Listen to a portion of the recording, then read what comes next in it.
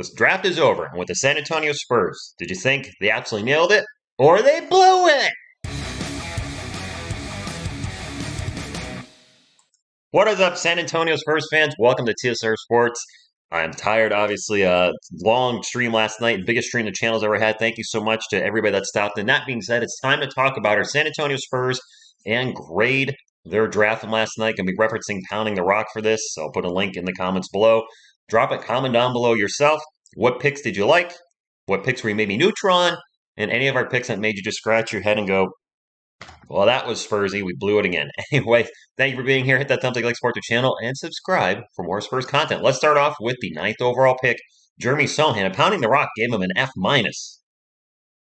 No, that's F for forward. All right, so Jeremy Sohan, I did a video on him if you want to get my thoughts.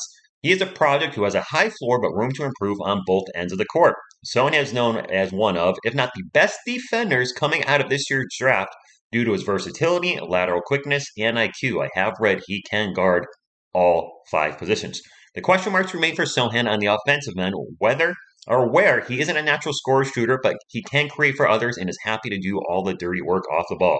The Baylor forward has recently turned 19 years old, so he's one of the youngest prospects in the draft, which fits with the timeline of Joshua Primo, Devin Vassell, and Kelvin Johnson. If I remember correctly, Kawhi Leonard's scouting reports talked about being a great defensive player, but the offense was a question mark. The Spurs were obviously able to mold him into an offensive tour de force. Can they do the same with Jeremy Sohan?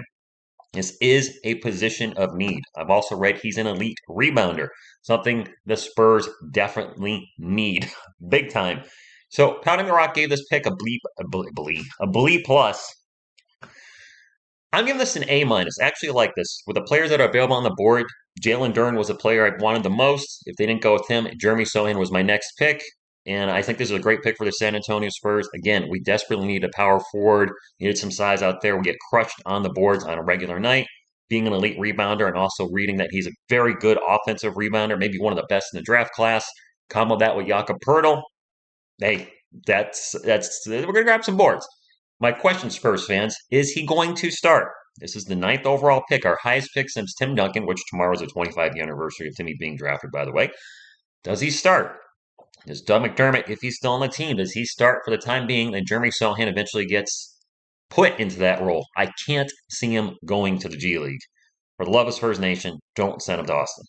So I think there's a good chance he starts if he plays well in camp and in the preseason. Up next, our second overall pick at number 20, Malachi Branham. And the 6'5 wing was a one-and-done player in college who exploded onto the scene because of his three-level scoring. So I'm assuming that means in the paint, outside the paint, and then beyond the arc, three-point land. This is a great value pick for San Antonio, as Brandon was projected to go slightly higher than 20, and I did read that it was possibly a lottery pick from other sites. But he fell a few picks due to teams taking chances on more boom or bust prospects like Dalen Terry and Terry Eason.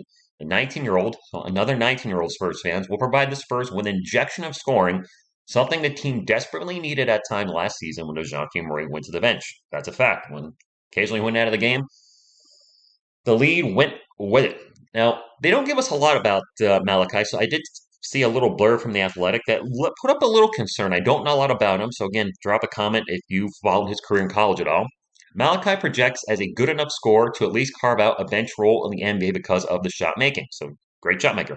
But the lack of burst plus lack of defense and his inability to make an impact if his shot isn't falling does create enough cause for concern.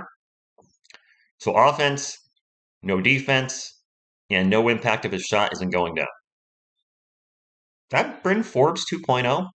Look, I'm not trying to troll, but when I read that, I thought Bryn Forbes, when his shot was going in, made a huge impact on the floor for the Spurs. But if that shot wasn't going in, he was a liability on the floor. Because not only was his offense not cooking, but he didn't bring anything on the defensive end of the floor. So is this a similar player? A lot of people thought this was a good pick, though. Listening to ESPN last night, they thought this was a great pick. They gave this an A minus on Pounding the Rock. I'm not as big of a fan of this pick based on who was still on the draft board. I still like it. I gave this pick a B. And then our last pick of the first round, Blake Wesley, guard out of Notre Dame. The 6'4 Wesley is the third 19-year-old. Youth movement is in, Spurs fans. The youth movement is here. That the Spurs took in this year's draft. Wesley has an incredibly high ceiling. and has a chance to be a really great NBA player and possibly the steal of this year's draft. What? Okay, the Notre Dame guard is a silky offensive prospect who uses his long stride to get to the rim. He has some explosiveness to when attacking a basket while having a smooth shooting stroke from the outside that should fall more often as he gets more reps. The most exciting part of his offensive game is that he has a few moves in his bag to create for himself and has shown he can score out of isolation sets. Even better is his defense, as he is already great off the ball by being disruptive and aggressive when jumping past the lanes. He works hard to stay in front of his opponents when defending on the ball, and his quick hands force turnovers at times. All right, so a two-way player, it sounds like. Jeremy Sohan sounds like he could be developed into a two-way player. Hey, this is what the Spurs built their championships on. Great two-way players, David Robinson, Tim Duncan, Kawhi Leonard. Anyway, not to mention, Tony and Manu as well. Wesley doesn't project to be much of a playmaker and may find it hard to score against contact early on in his NBA career due to his light frame. Also, defensively, he could struggle against bigger wings due to his size. To get Blake Wesley at 25 is phenomenal value for the Spurs, and after taking two safer prospects with their first two picks, it was nice to see them swing for the fences with their third. This is where I'm in the most disagreement with Pounding the Rock. And again, I don't know a lot about him, only one I'm bringing here today, but it's another 6'4 guard.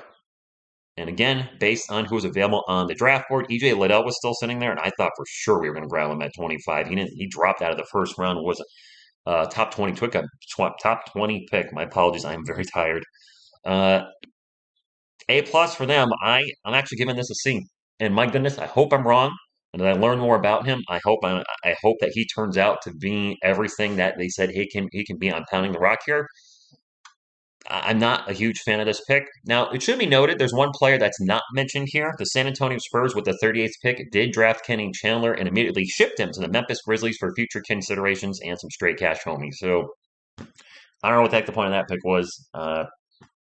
We should have tried to package that with something. Anyway, my overall grade for this draft is I'm giving it a B. However, I do feel that as the draft progressed, I like the picks less and less, and I hope I'm wrong. I hope Blake Wesley goes on to be a fantastic San Antonio Spurs, heck, a Hall of Famer. Time will tell. If you follow Blake's career, drop a comment down below. What do you think he can bring to the team, or is he going straight to the G League? Because we have 3 draft picks, and I want to get into one last thing here because this is very relevant. Our roster is getting clogged up because of those 3 first-round picks. I did a video on this already. If you hadn't watched it, I'm just going to do a quick recap. We have 8 guaranteed contracts with the 3, and those are all the dollar amounts in black. The picks are up there as well. They count as cap holds. They're gonna be part of our roster. So that gives us 11 players. And on this sheet, there are 9 non-guaranteed players, which means we can only keep 6 or less if they were to sign a free agent. A free agent, like if they make a run for DeAndre Ayton. It could still happen. We don't know.